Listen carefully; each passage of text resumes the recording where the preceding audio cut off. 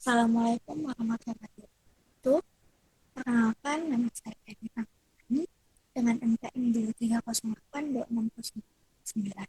Kali ini saya akan menjelaskan satu topik dari blog Mechanism of Infection and Immunology atau blog MOI. Topik yang saya ambil kali ini adalah tentang inflamasi. Jadi, apa sih inflamasi itu? Inflamasi itu sering disebut dengan kata radang. Jadi, apa sih radang itu? Radang itu adalah respon yang terjadi akibat adanya injury atau jejas pada satu jaringan. Jadi, ketika satu jaringan itu terkena injury atau terkena kerusakan, maka dia akan menimbulkan respon. Nah, respon itu yang disebut dengan inflamasi atau radang. Jadi, apa saja sih jenis-jenis injurinya? Ada banyak jenis injury yang bisa terjadi dalam jaringan tubuh kita. Ada kimia, infeksi mikroorganisme, fisik, imunologi, dan gangguan pada pembuluh darah dan hormonal. Contohnya untuk yang kimia, misalnya satu jaringan tubuh kita terkena cairan kimia, misalnya asam atau alkali, terpapar pada jaringan tubuh kita, maka akan terjadi namanya injury atau kerusakan. Terus untuk yang fisik, misalnya terjadi luka atau goresan atau gigitan dari hewan, maka satu jaringan itu akan terkena injury atau kerusakan. Nah, ketika sudah terkena injury tadi, maka dia akan menimbulkan respon. Respon di sini bisa dilihat dalam bentuk makroskopis. Ada rubor itu artinya munculnya kemerahan, ada kalor, rasa panas, ada dolor untuk rasa sakit, ada tumor, itu nama lain dari pembengkakan, dan ada fungsiolesa atau hilangnya fungsi. Inflamasi ini bisa terjadi di seluruh jaringan tubuh, contohnya di kulit, di appendix, di hepar, yang bertujuan untuk menghilangkan penyebabnya. Jadi untuk inflamasi sebenarnya bisa dibedakan atas dua, ada inflamasi akut dan inflamasi kronik. Makanya sering dengar dengan nama radang akut dan radang kronik. Eh, Pertama saya akan menjelaskan tentang inflamasi akut atau radang akut dulu. Jadi inflamasi akut atau radang akut ini adalah peradangan yang terjadi akibat adanya rangsangan yang berlangsung sesaat atau mendadak atau akut. Makanya disebut akut karena dia berlangsung mendadak atau sesaat. Nah, kita bisa lihat dari dua garis besar secara makroskopis dan mikroskopis. Kalau makroskopis tadi, itulah yang disebut dengan cardinal sign atau tanda-tanda utamanya yang dijelaskan tadi, ada tumor, ada dolor, kalor, rubor, dan fungsiolesa. Kalau untuk mikroskopis, ini bisa dilihat dari tiga proses. Yang pertama, ada infiltrasi sel-sel PMN. Nah, apa sih sel PMN itu? Sel PMN ini sel-sel imun. Sel PMN ini terbagi atas ini. Contohnya, ada neutrofil, ada eosinofil, dan ada basofil. Tapi yang utama di sini adalah neutrofil. Apa sih yang terjadi pada infiltrasi sel PMN? Jadi ketika satu jaringan itu terkena injury atau kerusakan, misalnya satu jaringan tubuh ada luka. Nah, sel-sel PMN ini akan berpindah ke jaringan yang terkena luka untuk proses penyembuhan. Jadi neutrofil ini atau sel-sel darah putih ini akan berpindah ke jaringan yang terkena kerusakan atau terkena injury tadi. Ngapain sih dia? Dia di situ berfagositosis untuk melawan agen infeksius agar tidak infeksi. Nah, setelah ini adalah perlawanan awal untuk kerusakan jaringan tadi. Nah, selanjutnya ada proses vasodilatasi. Vasodilatasi ini adalah pelebaran pembuluh darah.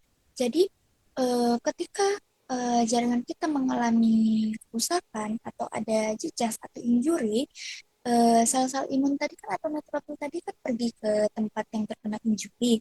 Nah, jadi neutrofil ini akan melepaskan mediator kimia seperti histamin, prostaglandin, sitokin. Nah, mediator kimia ini akan menyebabkan pelebaran pembuluh darah atau yang akan menyebabkan vasodilatasi. Kenapa harus terjadi vasodilatasi? Karena ketika terjadi pelebaran pembuluh darah, maka eh, sel-sel imun itu akan lebih banyak mengalir ke jaringan yang mengalami injury, maka akan memproses eh, penyembuhan yang cepat. Proses penyembuhan penyembuhan itu menjadi lebih cepat. Jadi vasodilatasi ini bisa terbagi atas dua, ada hiperemia dan kongestif. Kalau hiperemia ini proses aktif, jadi dia untuk memenuhi kebutuhan metabolik. Kalau untuk kongestif itu lebih ke penyumbatan pembuluh darah. Nah, vasodilatasi ini bisa dilihat secara mikroskopis. Nah, kalau misalnya ada pembuluh darah, dia melebar yang isinya darah, maka itu kemungkinan terjadinya vasodilatasi. Nah, setelah terjadi vasodilatasi ini, dia akan menyebabkan peningkatan permeabilitas vaskular. Jadi, peningkatan permeabilitas vaskular ini menyebabkan adanya dua cairan, menghasilkan dua cairan. Ada cairan transudat dan eksudat. Kalau cairan transudat ini lebih sedikit mengandung protein, sedangkan eksudat ini lebih banyak mengandung protein. Yang terakhir adalah edema atau pembengkakan. Apabila kan tadi setelah vasodilatasi itu ada peningkatan permeabilitas vaskular. Nah, apabila cairan itu terlalu banyak, tapi tekanan osmotiknya itu terlalu rendah, maka akan menyebabkan penyumbatan atau pembengkakan karena terlalu banyak cairan di ekstraseluler. Yang kedua ada namanya inflamasi kronik atau radang kronik. Apa sih inflamasi kronik itu? Jadi inflamasi kronik itu adalah inflamasi yang memanjang berminggu-minggu karena eh, tidak adanya respon akut yang teratasi. Jadi peradangan kronik ini bisa dilihat secara mikroskopis. Nah, yang pertama itu juga ada infiltrasi sel MN. Nah, terus proses yang kedua ada proliferasi jaringan fibroblast. Jadi fibroblast ini akan menghasilkan matriks ekstraseluler untuk nanti akan menghasilkan jaringan parut yang berfungsi untuk mm, memperbaiki jaringan yang rusak. Yang terakhir ada namanya neovaskularisasi. Untuk peradangan kronik ini terbagi lagi, ada namanya pola peradangan kronik khusus. Jadi yang termasuk ke dalam pola peradangan kronik khusus ini adalah peradangan granulomatosa. Nah, salah satu penyakitnya itu adalah tuberkulosis. Untuk histopatologinya, untuk yang radang akut, dia itu dijumpai kongesti dari pembuluh darah. Terus ada edema atau pembengkakan tadi, ada eksudat fibrinus atau kerusakan jaringan atau nekrosis, dan yang paling penting itu adalah dijumpainya sel radang polimorfonuklear atau neutrofil. Kalau histopatologi dari radang kronik, itu dijumpainya infiltrasi sel radang mononuklear, ada makrofag, limfosit, dan sel plasma.